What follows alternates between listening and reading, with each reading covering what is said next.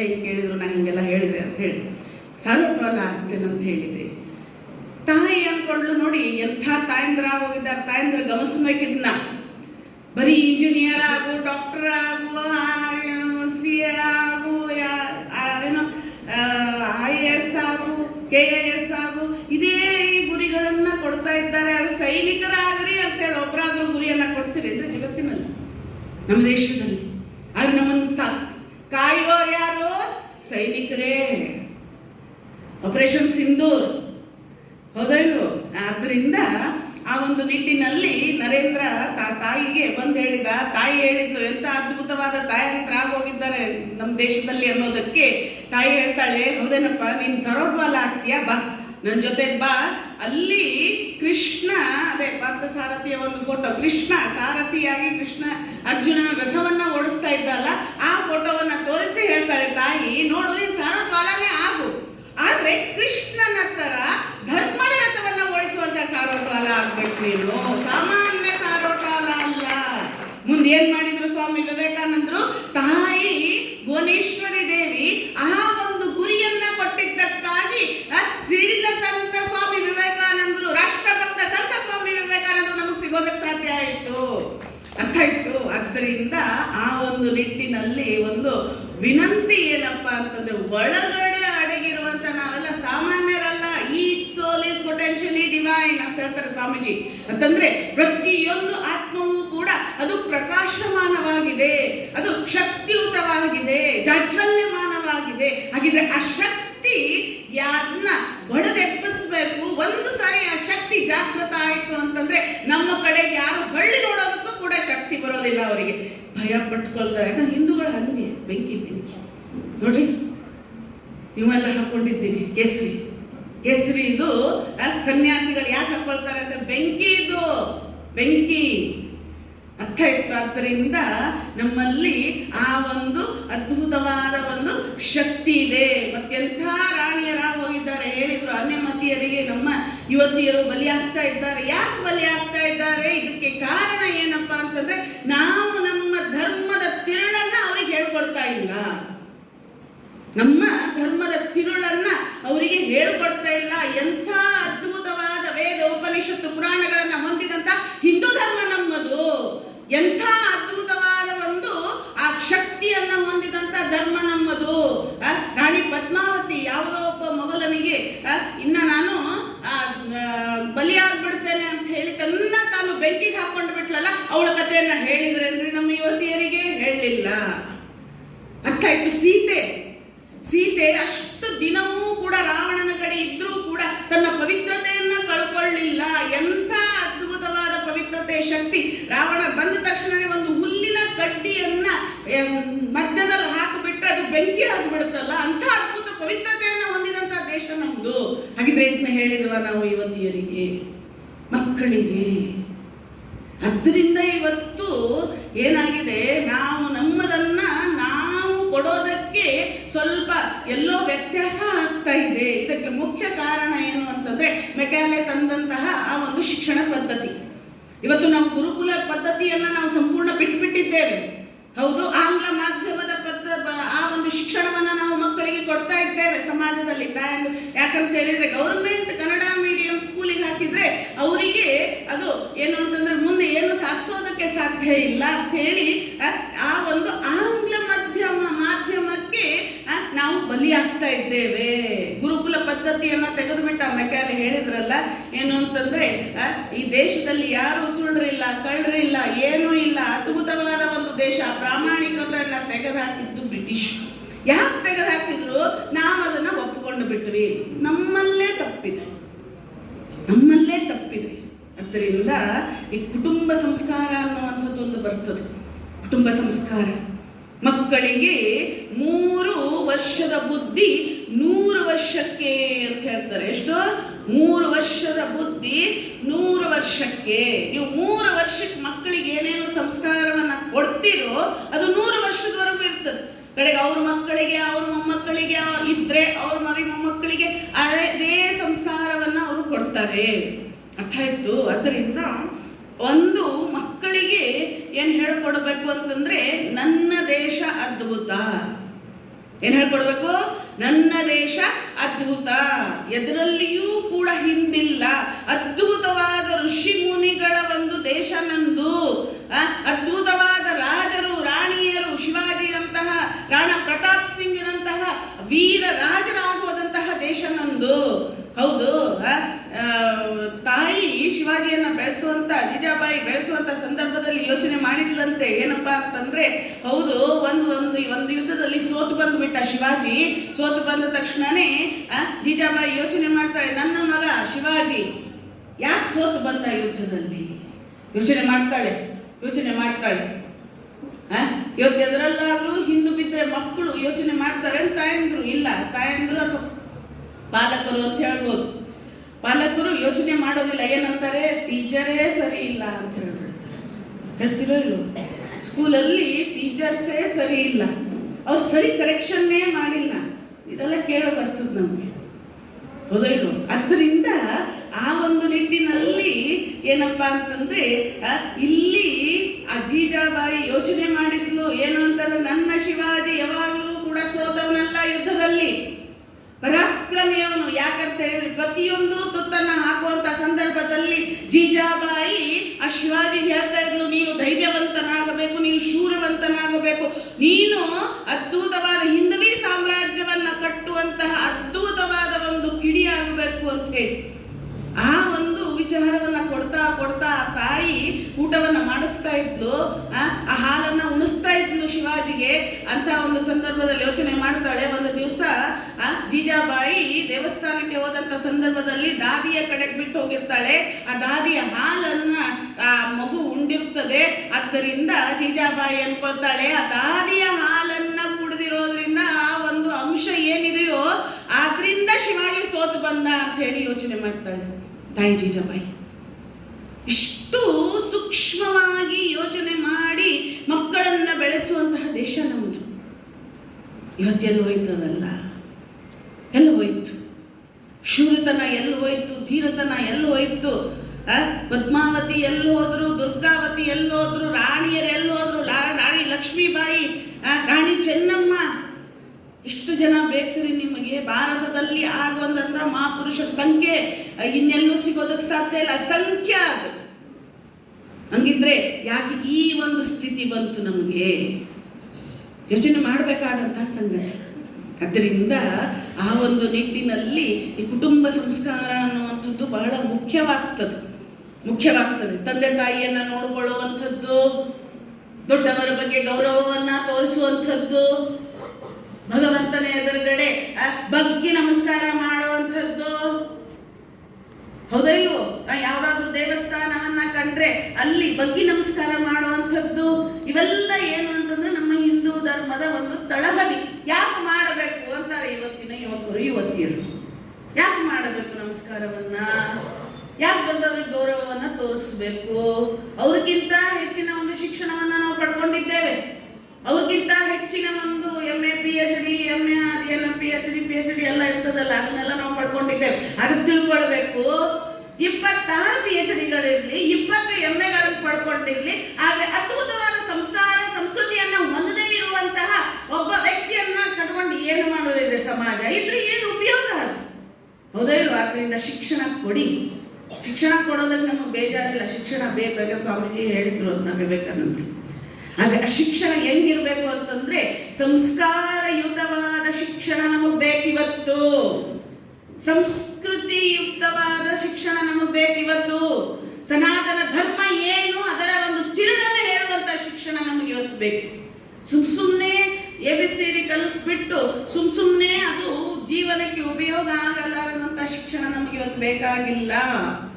ಅರ್ಥ ಆಯ್ತು? ಆದ್ದರಿಂದ ಈ ಒಂದು ನಿಟ್ಟಿನಲ್ಲಿ ಮುಖ್ಯವಾಗಿ ನಾನು ಹೇಳ್ತೇನೆ, ತಾಯಂದಿರ ಪಾತ್ರ ಬಹಳ ಮುಖ್ಯ. ಯಾಕಂತ ಹೇಳಿದ್ರೆ ಇದನ್ನ ಪ್ರತಿಯೊಂದು ಕಡೆಗೂ ನಾನು ಹೇಳ್ತಾ ಇದ್ದೇನೆ. ಗರ್ಭ ಸಂಸ್ಕಾರ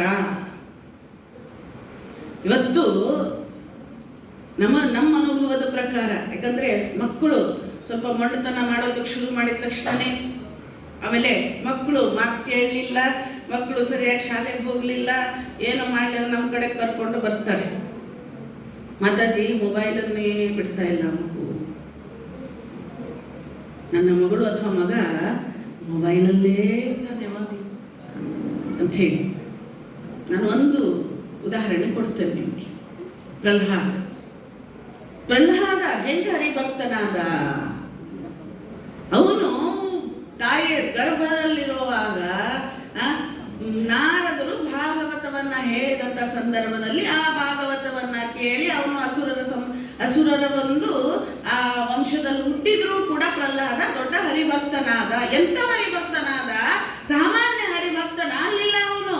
ಅವನಿಗಾಗಿ ಹರಿನೇ ಒಂದು ಅವತಾರವನ್ನ ತಾಳಬೇಕಾದ ನರಸಿಂಹ ಅವತಾರ.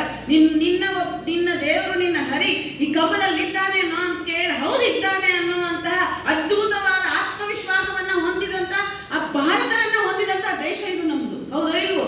ಅಷ್ಟು ಭಕ್ತಿ ಅವನಿಗೆ. ಹಾಗಿದ್ರೆ ಪ್ರಹ್ಲಾದ ಭಾಗವತವನ್ನ ಕೇಳಿ ದೊಡ್ಡ ಹರಿಭಕ್ತನಾದ. ಹೌದೋ ಇಲ್ವೋ? ಹಾಗಿದ್ರೆ ತಾಯಂದಿರು ಸರಿಯಾಗಿ ಕೇಳಬೇಕು. ತಾಯಂದಿರು ಯಾವಾಗ ಮಕ್ಕಳು ಗರ್ಭದಲ್ಲಿ ಇರ್ತಾರೋ, ಗರ್ಭಧಾರಣೆ ಮಾಡ್ತಾರೋ ತಾಯಂದಿರು, ಆವಾಗ ಮೊಬೈಲನ್ನ ನೋಡಿದ್ರೆ ಆ ಮೊಬೈಲಲ್ಲಿ ಏನು ನೋಡ್ತಿರೋ ಅದನ್ನೇ ಮಗು ಕೇಳಿ ಕೇಳಿ ಮೊಬೈಲ್ ಸಂಸ್ಕಾರ ಆಗ್ತದೆಯೋ ಇಲ್ವೋ? ಇದು ಮೊಬೈಲ್ ಬಿಡೋದಿಲ್ಲ ಬಿಡೋದಿಲ್ಲ ಬಿಡೋದಿಲ್ಲ ಅಂತ ಹೇಳ್ತಿರಲ್ಲ, ಯಾಕಂದ್ರೆ ಇದಕ್ಕೆ ಸಂಸ್ಕಾರ ಸಂಸ್ಕಾರ ಸಂಸ್ಕಾರ ಸಂಸ್ಕಾರ. ಅದೇ ನೀವು ಅದ್ಭುತವಾಗಿ ವಿಷ್ಣು ಸಹಸ್ರನಾಮವನ್ನು ಹೇಳಿ, ಅದ್ಭುತವಾಗಿ ದೇವಿ ಸ್ತುತಿಯನ್ನ ಹೇಳಿ, ಆಗಲಿ ದುರ್ಗೆ ಬಗ್ಗೆ ಪ್ರಸ್ತಾಪನೆ ಮಾಡಿದರು. ಅದ್ಭುತವಾಗಿ ಲಲಿತಾ ಸಹಸ್ರನಾಮವನ್ನು ಹೇಳಿ, ಭಾಗವತವನ್ನ ಓದಿ, ರಾಮಾಯಣವನ್ನ ಓದಿ, ಜೋರಾಗಿ ಓದಿದಾಗ ಆ ಮಗು ಕೇಳ್ತದೆ, ಆ ಮಗು ಕೇಳ್ತದೆ, ಆ ಮಗು ಕೇಳ್ತದೆ ಅಂತದೆ. ಅದು ನಿಮಗೆ ಗೊತ್ತಾಗೋದಿಲ್ಲ.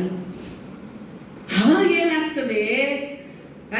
ಆ ದುರ್ಗೆಯ ಬಗ್ಗೆ ಓದಿದಂತ ಸಂದರ್ಭದಲ್ಲಿ, ದೇವಿ ಸ್ತುತಿಯನ್ನ ಹೇಳಿದಂತ ಸಂದರ್ಭದಲ್ಲಿ, ದುರ್ಗಾ ಸಪ್ತಶತಿಯ ಶ್ಲೋಕಗಳನ್ನ ಒಂದೊಂದು ಹೇಳಿದಂತ ಸಂದರ್ಭದಲ್ಲಿ ಆ ಮಗು ಶಕ್ತಿಯನ್ನ ಪಡ್ಕೋತದೆ. ಯಾವ ಶಕ್ತಿ ಅದು?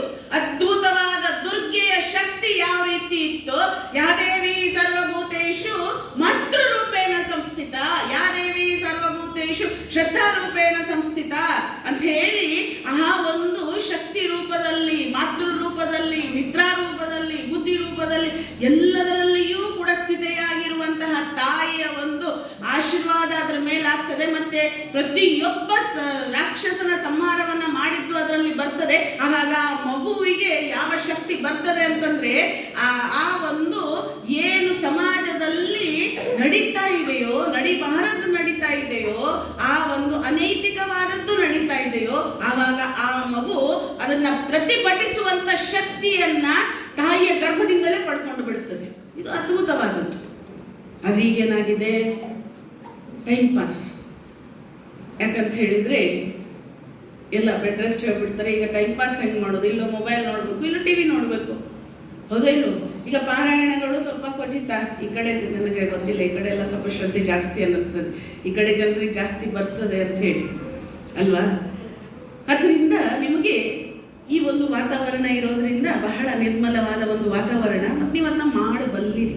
ಪ್ರತಿಯೊಬ್ಬರು ಇದನ್ನ ಮಾಡಬೇಕು. ಹಿಂದೂಗಳಿಗೆ ಕೊರತೆ ಇಲ್ಲ. ಇವತ್ತು ನಮ್ಮ ಯುವತಿಯರು ಬೇರೆಯವರಿಗೆ ಬಲಿ ಆಗ್ತಾ ಇದ್ದಾರೆ ಅಂತಂದ್ರೆ ಅದಕ್ಕೆ ಕಾರಣ ಏನಪ್ಪ ಅಂತಂದ್ರೆ ನಾವು ಕಾರಣ. ಇದನ್ನು ಇನ್ನೊಂದ್ಸರಿ ಹೇಳ್ತೇನೆ ನಾನು.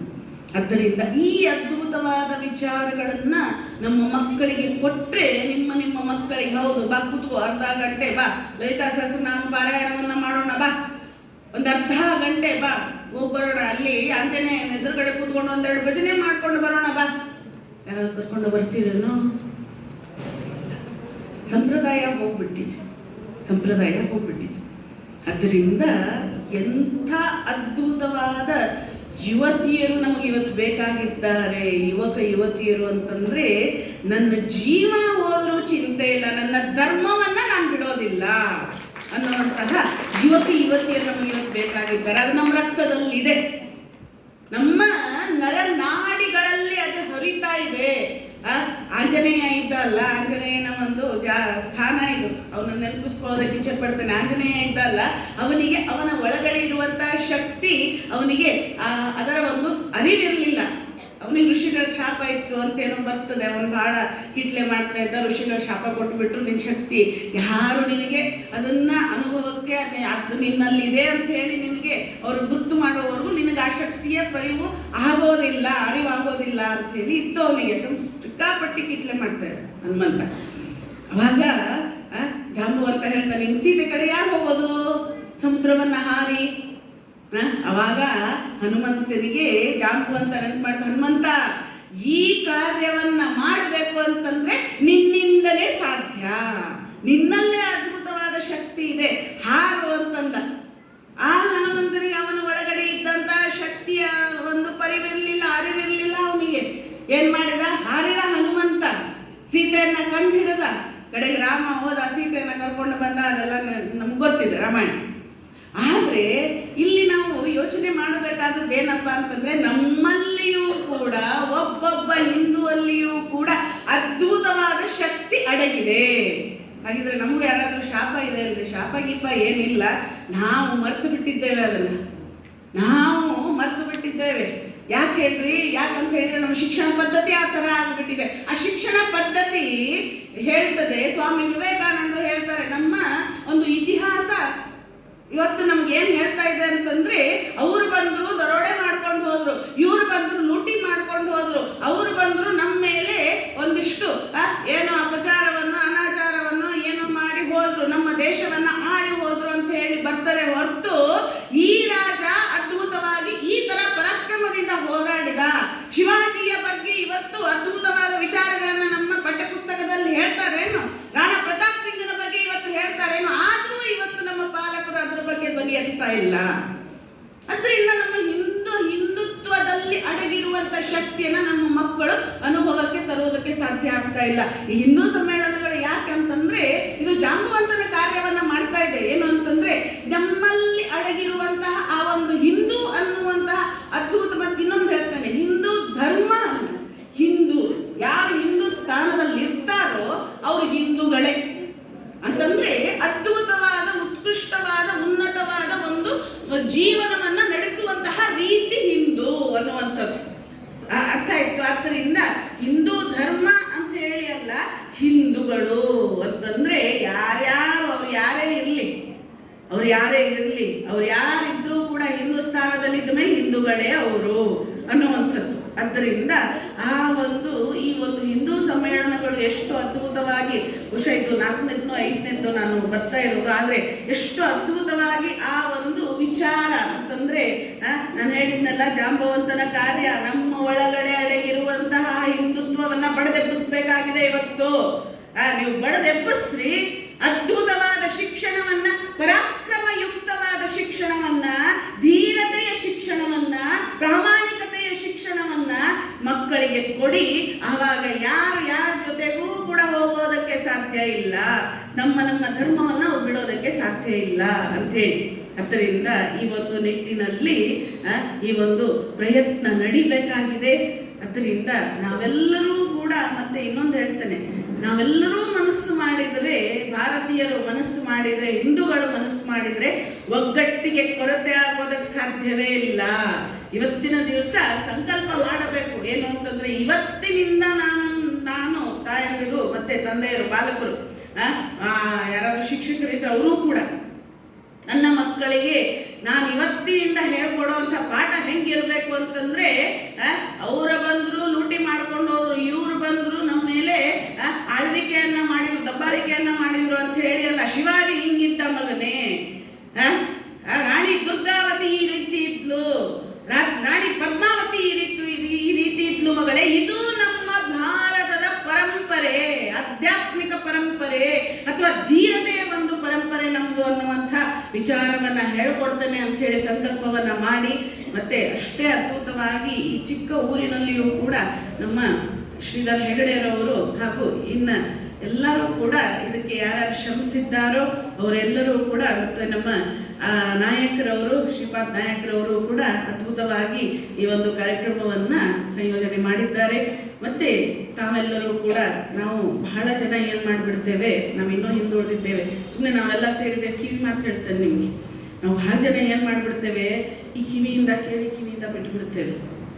ಅರ್ಥ ಆಯ್ತು? ಒಂದು ರಾಜನ ಕತೆ ಬರ್ತದೆ, ಒಂದು 5 ನಿಮಿಷದಲ್ಲಿ ಹೇಳಿ ಮುಗಿಸ್ಬಿಡ್ತೇವೆ ನಾವು. ಒಬ್ಬ ರಾಜ ಇದ್ದ.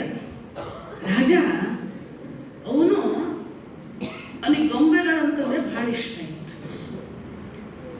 ಅವನ ರಾಜ್ಯದಲ್ಲಿ ಒಬ್ಬ ಗೊಂಬೆ ಮಾಡೋನಿದ್ದ. ಆ ಗೊಂಬೆಕಾರನ ಕಡೆಗೆ ಹೋದ. ಯಾವುದು ಅತೀ ದುಬಾರಿ ಗೊಂಬೆ ಅಂತ ಕೇಳಿದ ರಾಜ. ಕತಿ ಕೇಳ್ರು. ನಿಮಗೆ 3 ಜನ ಕೂತಿದ್ದೀರಲ್ಲ, ಅರ್ಥ ಆಯ್ತು. ಯಾವುದು ಬಹಳ ದುಬಾರಿ ಗೊಂಬೆ ಅಂತ ಕೇಳಿದ ರಾಜ. ಆಗ ಆ ಗೊಂಬೆ ಮಾಡೋನು ಹೇಳಿದ, ರಾಜ, ಒಂದು ಅದ್ಭುತವಾದ ಗೊಂಬೆ ಇದೆ, ಅದು ಬಹಳ ದುಬಾರಿ ಗೊಂಬೆ. ಯಾವುದಪ್ಪ ಅಂತಂದ್ರೆ 3 ಗೊಂಬೆಗಳು. ಅದರಲ್ಲಿ ಒಂದು ಗೊಂಬೆ ಏನಪ್ಪ ಅಂತಂದ್ರೆ ಈ ಕಿವಿಯಿಂದ ಕಡ್ಡಿ ಹಾಕಿದ್ರೆ ಈ ಕಿವಿಯಿಂದ ಹೋಗ್ಬಿಡ್ತದೆ. ಇನ್ನೊಂದು ಗೊಂಬೆ ಇದೆ ರಾಜ, ಅದರಲ್ಲೇ ಇನ್ನೊಂದು ಯಾವುದಪ್ಪ ಅಂತಂದ್ರೆ ಈ ಕಿವಿಯಿಂದ ಕೇಳಿ ಬಾಯಿಂದ ಹೋಗ್ಬಿಡ್ತದೆ. ಇನ್ನೂ ಅದ್ಭುತವಾದ ಗೊಂಬೆ ಇದೆ, ಅದೇನ್ ಮಾಡ್ತದೆ ಅಂತಂದ್ರೆ ಈ ಕಿವಿಯಲ್ಲಿ ಕಡ್ಡಿ ಹಾಕಿದ್ರೆ ಹೃದಯ ಕೇಳಿಸ್ಕೊಳ್ತದೆ ಅಂತ ಹೇಳಿ. ಅದರ ಅರ್ಥ ಅವಾಗ ರಾಜನಿಗೆ ಖುಷಿ ಆಯ್ತು.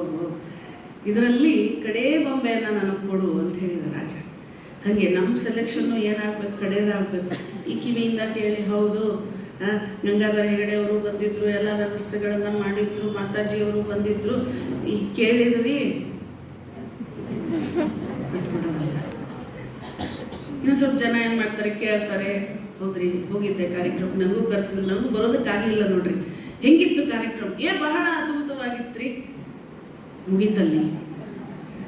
ಆದರೆ ನಾವು ಮಾಡಬೇಕಾದದ್ದೇನು, 3ನೇ ಗೊಂಬೆ ಕೆಲಸ ಏನಪ್ಪ ಅಂತಂದ್ರೆ ಕಿವಿಯಿಂದ ಕೇಳಿ ಎಲ್ಲಿ ಇಳಿಸ್ಕೊಳ್ಬೇಕು, ಹೃದಯಕ್ಕೆ ಇಳಿಸ್ಕೊಳ್ಬೇಕು, ಕಾರ್ಯ ಆಗಬೇಕು. ಸ್ವಾಮೀಜಿ ಬಹಳ ಬೇಜಾರು ಮಾಡಿಕೊಂಡು ಒಂದು ಕಡೆ ಹೇಳ್ತಾರೆ ವಿವೇಕಾನಂದರು, ನಾವು ಭಾರತೀಯರಿದ್ದೇವಲ್ಲ, ನಾವು ಆಚರಣೆಯಲ್ಲಿ ತರೋದ್ರಲ್ಲಿ ಬಹಳ ಹಿಂದುಳಿದಿದ್ದೇವೆ. ಬಹಳ ಬೇಜಾರಾಗಿ ಆ ಮಾತನ್ನು ಹೇಳ್ತಾರೆ. ಆದರೆ ಸ್ವಾಮೀಜಿ ಹೇಳ್ತಾರೆ ಮತ್ತೊಂದು ಕಡೆಗೆ, ಮತ್ತೊಮ್ಮೆ ಭಾರತ ಮಾತೆ ಮೈ ಕೊಡುಗೆ ಎದ್ದು ನಿಲ್ತಾಳೆ ಅನ್ನೋದನ್ನು ಸ್ವಾಮೀಜಿ ಹೇಳ್ತಾರೆ. ಆ ಒಂದು ಸಮಯ ನನಗನ್ನಿಸ್ತದೆ ಈಗ ಬಂದಿದೆ. ಇದರಿಂದ ನಾವು ಇನ್ನೂ ನಮ್ಮ ಶಕ್ತಿಯನ್ನ ಅದ್ಭುತವಾಗಿ ಹೇಳಿದ್ದನ್ನ ಸ್ವಲ್ಪ ಕಿವಿಗೆ ಹಾಕೊಂಡು ಮನಸ್ಸಿಗೆ ಇಳಿಸ್ಕೊಂಡು ಆ ಒಳಗಿಡುವಂತಹ ಆ ಶಕ್ತಿಯನ್ನ ಜಾಗೃತ ಮಾಡಿಕೊಂಡು ನಾವೆಲ್ಲರೂ ಕೂಡ ಕಾರ್ಯಬದ್ಧರಾದರೆ, ಕೃತಿಯನ್ನ ಮಾಡ್ತಾ ಇದ್ರೆ ಆ ಹಿಂದೂಗಳಲ್ಲಿ ಒಗ್ಗಟ್ಟನ್ನು ತರುವಂಥದ್ದು, ಅಥವಾ ನಾವೆಲ್ಲ ಒಂದಾಗಿ ಬೇರೆಯವರು ನಮ್ಮ ಕಡೆ ನೋಡೋದಕ್ಕೆ ಏನು ಅನ್ಕೊಳ್ಬೇಕು ಅಂತಂದ್ರೆ ನಾವು ಬೆಂಕಿ ಕಡೆ ನೋಡ್ತಾ ಇದ್ದೇವೆ ಬೇಡಪ್ಪ ಅಂತ ಹೇಳಿ ಅನ್ಕೊಳ್ಬೇಕು. ಅಷ್ಟು ಅದ್ಭುತವಾದ ಶಕ್ತಿಯನ್ನು ನಾವು ಪ್ರದರ್ಶನ ಮಾಡೋದು. ಶಕ್ತಿ ಹೊಡೆಯೋದಂತಲ್ಲ, ನಮ್ಮ ಶಾಸ್ತ್ರಗಳು, ನಮ್ಮ ಪುರಾಣಗಳು, ಆಮೇಲೆ ಇನ್ನೂ ಏನೇನು ನಮ್ಮ ಪ್ರಾರ್ಥನೆ, ನಮ್ಮ ಭಜನೆ ಏನು ನಿರಂತರವಾಗಿ ನಡೀತಾ ಬರ್ತಾ ಇತ್ತು ನಮ್ಮ ದೇಶದಲ್ಲಿ, ಅದನ್ನು ಮುಂದುವರಿಸ್ಕೊಂಡು ಹೋಗುವಂಥದ್ದು. ಅದರಿಂದ ಆ ಶಕ್ತಿಯನ್ನು ಭಗವಂತ ನಮ್ಮೆಲ್ಲರಿಗೂ ನೀಡಲಿ ಅಂತ ಹೇಳ್ತಾ ಇಲ್ಲಿ ಈ ಹಿಂದೂ ಸಮ್ಮೇಳನವನ್ನು ಆಯೋಜಿಸಿದಂತಹ ಸಮಿತಿಯ ಎಲ್ಲರಿಗೂ ಕೂಡ, ಮುಖ್ಯವಾಗಿ ನಮ್ಮ ಶ್ರೀಧರ ಹೆಗಡೆರವರು ಹಾಗೂ ಶ್ರೀಪಾದ ಹೆಗಡೆರವರಿಗೆ ನನ್ನ ಹೃತ್ಪೂರ್ವಕ ಧನ್ಯವಾದಗಳು. ಮತ್ತು ತಾವೆಲ್ಲರೂ ಕೂಡ ಶಾಂತ ಚಿತ್ತದಿಂದ ಆಲಿಸಿದ್ರಿ, ಅವರಿಗೆ ತಮಗೂ ಕೂಡ ಹೃತ್ಪೂರ್ವಕ ಧನ್ಯವಾದಗಳನ್ನು ಅರ್ಪಿಸ್ತಾ 2 ಮಾತನ್ನು ಶ್ರೀಮತಿ ಶಾರದಾದೇವಿಯವರ ಚರಣಗಳಿಗೆ ಅರ್ಪಿಸ್ತೇನೆ. ಜಯ ರಾಮಕೃಷ್ಣ.